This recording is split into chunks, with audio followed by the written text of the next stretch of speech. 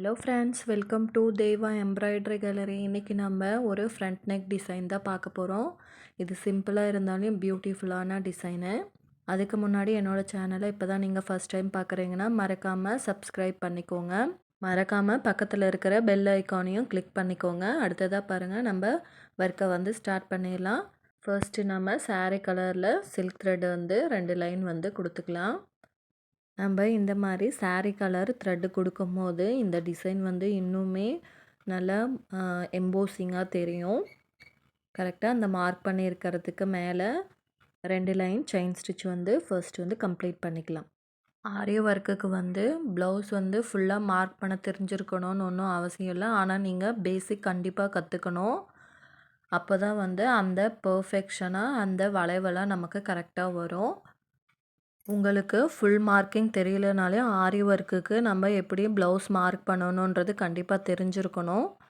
அது தெரிஞ்சால் தான் நம்ம வெளியில் வந்து கஸ்டமருக்கு வந்து நீட்டாக ஒர்க் பண்ணி கொடுக்க முடியும். ஸ்டிச்சிங் பண்ணுறதும் நீட்டாக வரும். பாருங்கள், இந்த லைனை வந்து கம்ப்ளீட் பண்ணிக்கலாம். சில்க் த்ரெட்டை யூஸ் பண்ணும்போது சேஃப்டிக்கு ஒரு எண்டு நாட்டில் 2 எண்டு நாட் பண்ணி முடிச்சுக்கோங்க. ஒரு சேஃப்டியாக இருக்கும். இப்போ அடுத்ததாக வந்து இன்னொரு லைன் வந்து காப்பர் கலர் ஜரி த்ரெட் வந்து கொடுத்துக்கிறேன். ஏன்னா இந்த saree வந்து காப்பர் மிக்சராக தான் வந்திருக்கு.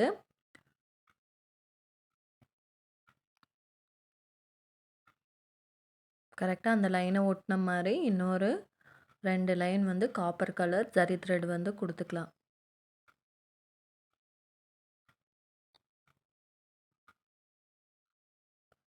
உங்களுக்கு செயின் ஸ்டிச் எப்படி போடணும்னு தெரியும்னு நினைக்கிறேன். தெரியலனா நான் வீடியோ ஏற்கனவே அப்லோட் பண்ணியிருக்கேன்.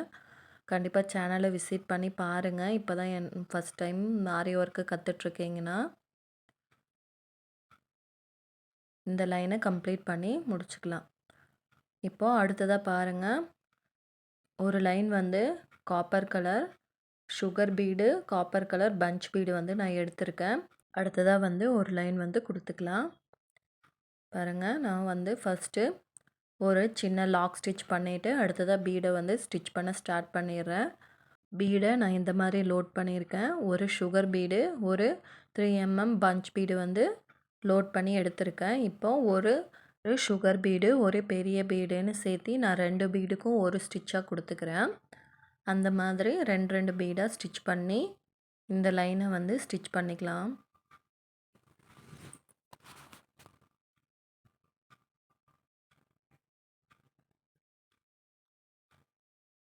நீங்கள் ஆரி ஒர்க்கு பேசிக் ஸ்டிச் வந்து கற்றுக்கிறது தான் ஈஸியாக இருக்கும். அதை வந்து அப்ளை பண்ணுறது, நீங்கள் வந்து கற்றுக்கிட்ட ஸ்டிச்சஸை வந்து எப்படி டிசைனில் வந்து அப்ளை பண்ணுறீங்கன்றது தான் உங்களோட எஃபெக்டில் இருக்குது. அதனால் நீங்கள் ஆரி ஒர்க் கற்றுக்குறீங்கன்னா சும்மா ஸ்டிச்சஸ் மட்டும் கற்றுக்காதீங்க. அது எந்தெந்த மாதிரியெல்லாம் டிசைனில் வந்து நம்ம அப்ளை பண்ணலான்றத வந்து நீங்களாக வந்து போட்டு பார்த்து புதுசாக நிறைய கற்றுக்கோங்க. ஒரு ஸ்டிச்சை வந்து நீங்கள் எந்த மாதிரி டிசைன்லலாம் அப்ளை பண்ணுறீங்கன்றதை பொறுத்து தான் கஸ்டமருக்கு வந்து நீங்கள் தனித்துவமாக தெரிவிங்க. அவங்களுக்கு பிடிச்சிருந்ததுன்னா அவங்க கண்டினியூவாக உங்கள்கிட்டே ப்ளவுஸ் வந்து ஸ்டிச் பண்ணுவாங்க.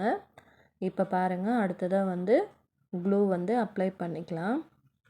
நீங்கள் க்ளூ அப்ளை பண்ணும் போது ரொம்ப அதிகமாக அப்ளை பண்ணிடாதீங்க. அது கிளாத் பூரா ஸ்ப்ரெட் ஆகிடும். உங்களுக்கு எவ்வளோ தேவைப்படுதோ அந்த அளவுக்கு மட்டும் நீங்கள் க்ளூ அப்ளை பண்ணி ஸ்டிக் பண்ணிக்கோங்க. இப்போ பாருங்கள், நான் ஸ்டோன் செயினுக்கு ஏற்ற மாதிரி க்ளூ அப்ளை பண்ணி கரெக்டாக இந்த மாதிரி நான் கையை யூஸ் பண்ணி கரெக்டாக அந்த மாதிரி ஸ்டிக் பண்ணிக்கிறேன். இந்த மாதிரி நீங்கள் க்ளூ அப்ளை பண்ணும்போது உங்களுக்கு கிளாத்தில் வந்து க்ளூ வந்து ஸ்ப்ரெட் ஆகாது. உங்களுக்கு ஒர்க் பண்ணுறதுக்கும் கம்ஃபர்டபுளாக இருக்கும். இப்போ பாருங்கள், இதே மாதிரி அந்த ஸ்டோன் செயினை ஒட்டி இன்னொரு லைன் வந்து பீட் லைன் கொடுத்துக்கலாம். இப்போ பாருங்கள், இது முடிச்சிட்டோம். அடுத்ததாக வந்து ரைஸ் பீடை யூஸ் பண்ணி ஒரு லைன் வந்து கொடுத்துக்கலாம். நம்ம அந்த குட்டி லாக் ஸ்டிச்சை வந்து 2 பர்பஸ்க்காக போடுறோம். ஒன்று வந்து நம்ம த்ரெட்டோட எண்டில் நாட் பண்ணுவோம். அந்த நாட் வந்து வெளியில் வராமல் இருக்கிறதுக்காக ஒன்று. இன்னொன்று வந்து நம்ம பீடை ஸ்டிச் பண்ணும்போது அந்த பீடு வந்து நமக்கு ஸ்டிஃபாக நிற்கணுன்றதுக்காக இன்னொரு குட்டி லாக் ஸ்டிச் வந்து போட்டு கண்டினியூவாக நம்ம பீடை ஸ்டிச் பண்ணுறோம். இந்த மாதிரி குட்டி குட்டி டிப்ஸ் எல்லாம் நீங்கள் ஆரி ஒர்க்கில் கண்டிப்பாக புரிஞ்சுக்கணும். இப்போ பாருங்கள், இதே மாதிரி ரைஸ் பீடை வந்து ஒரு லைன் வந்து கொடுத்து கம்ப்ளீட் பண்ணிக்கலாம்.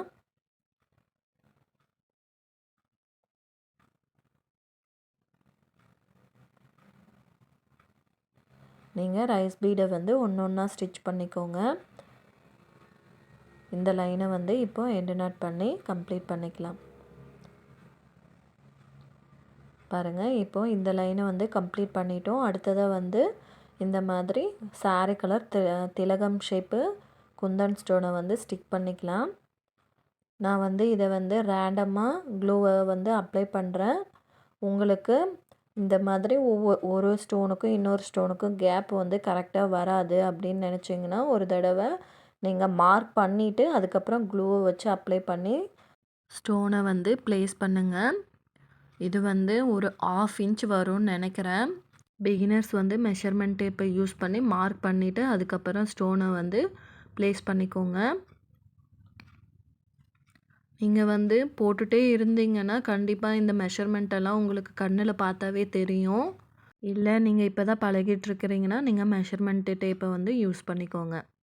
இந்த ஸ்டோனை ப்ளேஸ் பண்ணுறதுக்கு ஆரி ஒர்க்கில் நம்ம ஏற்கனவே யூஸ் பண்ணி உடஞ்சிருக்கோம்ல, அந்த வேஸ்ட்டான நீடல்ஸ் எல்லாம் வந்து யூஸ் பண்ணிக்கலாம். இதே மாதிரி எல்லா ஸ்டோனையும் ப்ளேஸ் பண்ணிக்கலாம். இந்த ஸ்டோனெல்லாம் ஒட்டிட்டு கொஞ்ச நேரம் காய விட்டுருங்க. ஏன்னா நம்ம இதை சுற்றி வந்து த்ரெட்டு வந்து யூஸ் பண்ண போகிறோம்.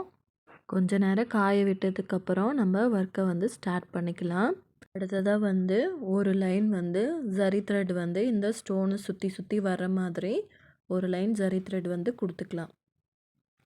நீங்கள் இந்த ஸ்டோனை சுற்றி வரும்போது இந்த ஷார்ப்னஸ் வந்து கண்டிப்பாக வரணும் இந்த திலகம் ஸ்டோனுக்கு.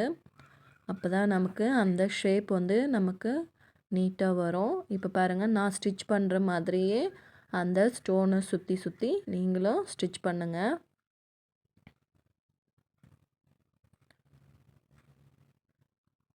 இது வந்து வெறும் செயின் ஸ்டிச் மட்டும் தான். அந்த ஷேப் மட்டும் நீங்கள் கரெக்டாக வர்ற மாதிரி ஸ்டிச் பண்ணிங்கன்னா இந்த டிசைன் வந்து நீட்டாக வரும். அந்த ஸ்டோனை சுற்றி நம்ம வந்து ஒரு அவுட்லைன் கொடுக்குற மாதிரி இந்த டிசைன் வந்து கம்ப்ளீட் பண்ணணும். அந்த வளைஞ்சு வரும்போது மட்டும் நீங்கள் செயின் ஸ்டிச்சை வந்து கொஞ்சம் சின்ன சின்னதாக கொடுத்து வளைச்சிங்கன்னா தான் அந்த ஷேப் வந்து நமக்கு கரெக்டாக வரும். அந்த வளைவில் மட்டும் ரொம்ப குட்டியாக இல்லை, ஒரு மீடியம் சைஸு செயின் ஸ்டிச்சை வந்து நீங்கள் கொடுக்கணும். நீங்கள் இதே டிசைனை அந்த ஸ்டோன் செயின் பீடெல்லாம் யூஸ் பண்ணாமல் பார்டர் லைனுக்கு வந்து பட்ஜெட் ஃப்ரெண்ட்லியாக கேட்குற கஸ்டமருக்கு வந்து நீங்கள் இந்த மாதிரி கஸ்டமைஸ் பண்ணி கொடுக்கலாம். நமக்கு பட்ஜெட் ஃப்ரெண்ட்லியாகவும் இருக்கும், டிசைனும் வந்து நமக்கு பார்க்க நல்லா இருக்கும். பட்ஜெட் ஃப்ரெண்ட்லியாக கேட்குறவங்களுக்கு நீங்கள் அந்த மாதிரி ட்ரை பண்ணி பாருங்கள். இந்த டிசைன் வந்து கஸ்டமரே செலக்ட் பண்ண டிசைனு, அதனால் நான் இதில் எந்த சேஞ்சஸும் பண்ண முடியாது. அதுக்கப்புறம் பிகினர்ஸு நிறைய பேர் பண்ணுற தப்பு, ஒரு கஸ்டமர் வந்து ஒரு டிசைனை காமிச்சு இது வந்து எனக்கு ஒர்க் பண்ணி வேணும்னு கேட்டாங்கன்னா, இந்த டிசைனுக்கு இவ்வளோ அமௌண்ட் வருங்க, உங்களுக்கு ஓகேவா என்னன்னு நீங்கள் முதலையே அமௌண்ட்டெல்லாம் பேசி கன்ஃபார்ம் பண்ணிக்கோங்க. டிசைனை பார்த்துட்டு சரி நம்ம போடலாம், அதுக்கப்புறம் ரேட் ஃபிக்ஸிங் எல்லாம் பார்த்துக்கலாம் அப்படின்னு கண்டிப்பாக எந்த கஸ்டமரையும் ஜட்ஜ் பண்ணாதீங்க. இந்த டிசைனுக்கு இவ்வளோ வரும்னு நீங்கள் ஒர்க்கை ஸ்டார்ட் பண்ணுறதுக்கு முன்னாடியே கஸ்டமர்கிட்ட பேசி ஃபைனல் பண்ணிக்கோங்க. இந்த லைனை எண்டு நாட் பண்ணி கம்ப்ளீட் பண்ணிக்கலாம். இப்போ பாருங்கள், இந்த லைனை வந்து நம்ம ஃபுல்லாக கம்ப்ளீட் பண்ணியாச்சு.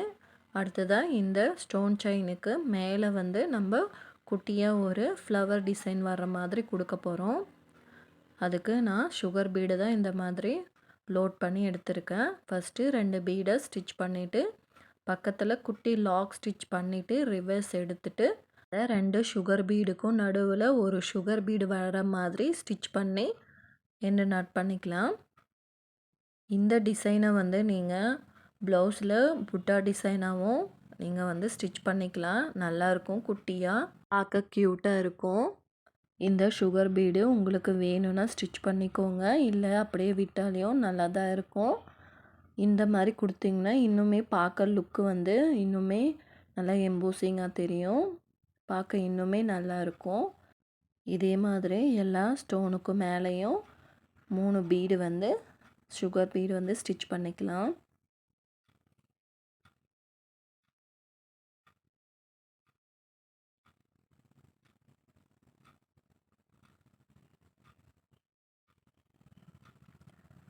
உங்களுக்கு இந்த எண்டு நாட் பண்ணுறது த்ரெட் வந்து வெளியே தெரியும்னா சும்மா லைட்டாக நகத்தை வச்சு அடியில் கீறி விட்டிங்கன்னா அந்த த்ரெட் வந்து கீழே போயிடும். பிகினர்ஸ்க்கு வந்து அந்த மாதிரி கண்டிப்பாக நூல் வந்து தூக்கிட்டு தெரியறதுக்கு நிறையவே சான்ஸ் இருக்குது. அந்த மாதிரி த்ரெட்டு வந்து உங்களுக்கு மேலே தூக்கிட்டு தெரிஞ்சுதுன்னா உங்களோட விரலை யூஸ் பண்ணி அடியில் லைட்டாக கீறி விட்டிங்கன்னா அந்த த்ரெட் வந்து கீழே போயிடும். பிகினர்ஸ்க்கு வந்து இந்த மாதிரி குட்டி குட்டி டிப்ஸ் வந்து கண்டிப்பாக தெரிஞ்சிருக்கணும். நம்ம ப்ளவுஸில் ஏதாவது தப்பு பண்ணனாலையும் அதை எப்படி கரெக்ட் பண்ணணுன்றதும் நமக்கு தெரிஞ்சிருக்கணும். அப்போ தான் நம்மளோட கஸ்டமர்கிட்டேருந்து எந்த கம்ப்ளைண்ட்டும் வராது. இப்போ பாருங்கள், இந்த டிசைனை வந்து நம்ம ஃபுல்லாக கம்ப்ளீட் பண்ணிட்டோம். இந்த டிசைன் கண்டிப்பாக உங்களுக்கு பிடிச்சிருக்குன்னு நினைக்கிறேன். பிடிச்சிருந்தா லைக் பண்ணுங்கள், ஷேர் பண்ணுங்கள், மறக்காமல் சேனலை சப்ஸ்கிரைப் பண்ணிக்கோங்க. தேங்க்ஸ் ஃபார் வாட்சிங்.